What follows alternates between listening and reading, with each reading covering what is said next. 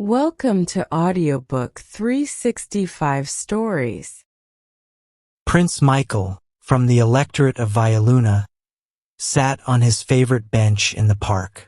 The cool September night made him feel alive, like a special drink. The benches were not full. People in the park, who were tired and lazy, went home quickly because of the cool autumn air. The moon was rising above the roofs of the houses on the east side. Children laughed and played around the fountain. In the shadows, magical creatures like fauns and tree spirits played, not knowing people could see them. A hand organ, like a bird named Philomel, played music in a side street. Around the park, streetcars made noises like cats and trains roared like lions. Above the trees, there was a big, round, shining clock on an old public building. Prince Michael's shoes were very old and broken, worse than any cobbler could fix. His clothes were so bad that even a ragman would not want them. His face had a 2-week-old beard with gray, brown, red, and yellow colors, like a funny stage play. No man was rich enough to wear such a bad hat as his. Prince Michael sat on his favorite bench and smiled. He thought it was funny that he was rich enough to buy all the big, bright houses in front of him if he wanted. He could have as much gold, fancy cars, jewels, art, land, and estates as anyone in the big city of Manhattan, and still have much more left. He could eat with kings and queens. The social world, the world of art, and the best people would admire and copy him. He could have praise from the wisest, flattery, respect, pleasure, fame. All the best things in life were waiting for Prince Michael of Vialuna, whenever he wanted them. But he chose to sit in old clothes on a bench in a park. He had tried the good things in life and found them not good, so he left his rich life to find joy close to the real, simple heart of the world. These thoughts drifted through Prince Michael's mind as he smiled with his colorful beard. Dressed like the poorest person in the park, he loved to watch people. He found more happiness in helping others than in his riches and high position. It was his main joy to help people in need, to give wonderful gifts to those who needed help, and to make poor people happy with his royal gifts, given wisely. As Prince Michael looked at the bright clock in the tower, his kind smile turned a little sad. He had big thoughts, and he always felt sad about how the world was ruled by time. People rushed around, controlled by the little moving hands of a clock, which made him sad. After a while, a young man in fancy clothes came and sat on the third bench from the prince. For half an hour, he smoked cigars quickly, and then he started watching the bright clock above the trees. He was clearly upset, and the prince saw that his worry was somehow connected to the moving hands of the clock. Prince Michael got up and went to the young man's bench. "Excuse me for talking to you," he said, "but I see that you are worried. If it helps, I will tell you that I am Prince Michael, heir to the throne of the Electorate of Vialuna. I am here in disguise, as you can see from my clothes. I like to help people who need it. Maybe I can help with what is troubling you." The young man looked up at the prince with a bright look, but the worried line on his forehead did not go away. He laughed, but he was still worried. He decided to talk to the prince for a moment. "Nice to meet you, Prince," he said in a friendly way. "Yes, you do look like you're in disguise. Thanks for your offer to help, but I don't see how you can help me. It's a private problem, you know? But thanks anyway." Prince Michael sat next to the young man. He was often turned away, but never rudely. His kind manner and words made sure of that. "Clocks," said the prince, "are chains on the feet of people. I saw you looking at that clock all the time. Its face is like a boss. Its numbers are as tricky as a lottery ticket. Its hands are like a con man who makes an appointment with you to trick you. Let me ask you to stop being controlled by that silly clock." "I don't usually," said the young man. "I carry a watch except when I wear my best clothes. I know people like I know the trees and grass," said the prince seriously. "I am very wise, I studied art, and I have a lot of money. There are not many problems I cannot fix. I have looked at your face, and I see honesty and goodness as well as worry. Please let me help you. Do not think I cannot help because of how I look." The young man looked at the clock again and frowned. When he looked away from the bright clock, he stared at a 4-story red brick house across the street. The shades were down, and the lights in many rooms shone dimly through them. 10 minutes to 9, said the young man with a sad gesture. He turned away from the house and took a few quick steps in the opposite direction. "Stay!" commanded Prince Michael in a strong voice. The young man turned around with a nervous laugh. "I'll give her the 10 minutes and then I'm leaving," he muttered.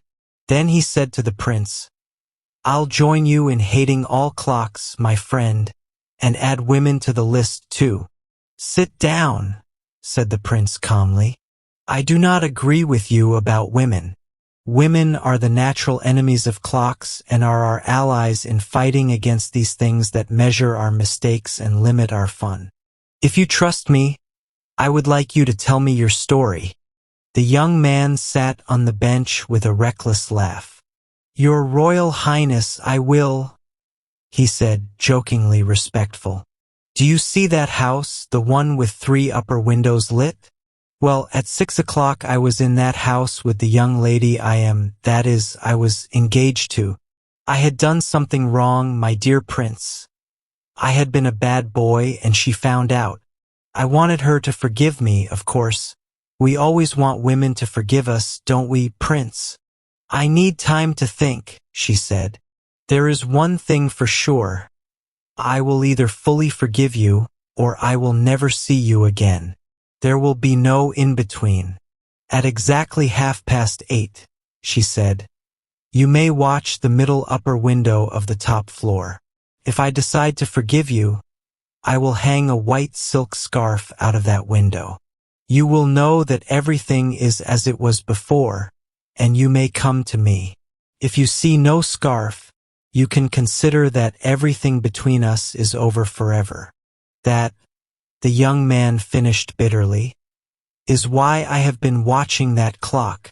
The time for the signal to appear passed 23 minutes ago. Do you wonder why I am a little upset, my prince of rags and whiskers?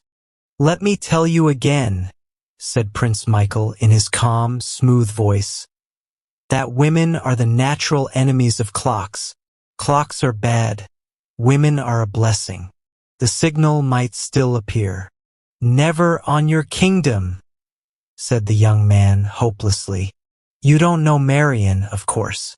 She's always on time, to the minute. That was the first thing about her that I liked.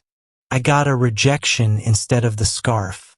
I should have known at 8:31 that it was over. I'll go west on the 11:45 train tonight with Jack Milburn. It's over.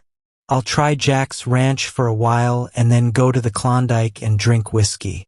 Good night, Prince." Prince Michael smiled his mysterious, gentle smile and held the young man's coat sleeve.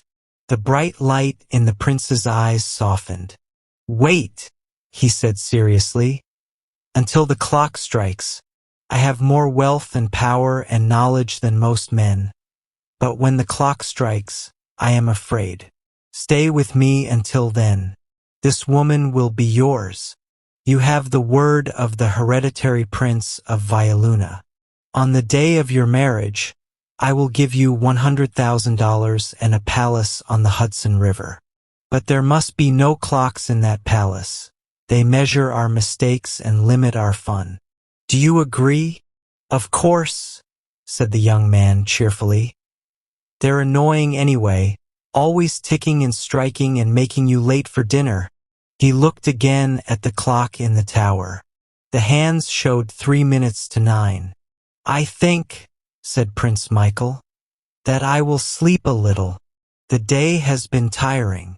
He lay down on a bench as if he had done it before. "You will find me in this park on any evening when the weather is good," said the prince sleepily. "Come to me when your marriage day is set and I will give you a check for the money." "Thanks, Your Highness," said the young man seriously. "It doesn't look like I will need that palace on the Hudson, but I appreciate your offer just the same." Prince Michael fell into a deep sleep. His old hat fell from the bench to the ground. The young man picked it up, put it over the prince's messy face, and moved one of his relaxed limbs into a more comfortable position. "Poor guy," he said, as he drew the torn clothes closer around the prince's chest. The clock struck 9 loudly and suddenly. The young man sighed again, turned to look at the house of his lost hopes, and shouted with joy. From the middle upper window, a white silk scarf waved in the dusk, a wonderful, divine sign of forgiveness and promised happiness. A round, comfortable man who was hurrying home walked by, unaware of the delights of waving silk scarves in the dimly lit park. "Can you tell me the time, sir?" asked the young man. The man, thinking his watch was safe, pulled it out and said, 29.5 minutes past 8, sir. Then he looked at the clock in the tower and said more. "By George, that clock's half an hour fast. First time in 10 years I've known it to be wrong. This watch of mine never varies a..." But the man was talking to no one. He turned and saw the young man running towards the house with 3 lit upper windows. In the morning, 2 policemen came by on their way to their beats. The park was empty except for one tired figure sleeping on a bench. They stopped and looked at it. "It's Dopey Mike," said one. "He gets high every night. Park bum for 20 years. On his last legs, I guess." The other policeman bent down and looked at something crumpled in the sleeper's hand. "Wow," he said. "He has a $50 bill anyway. Wish I knew what he smokes."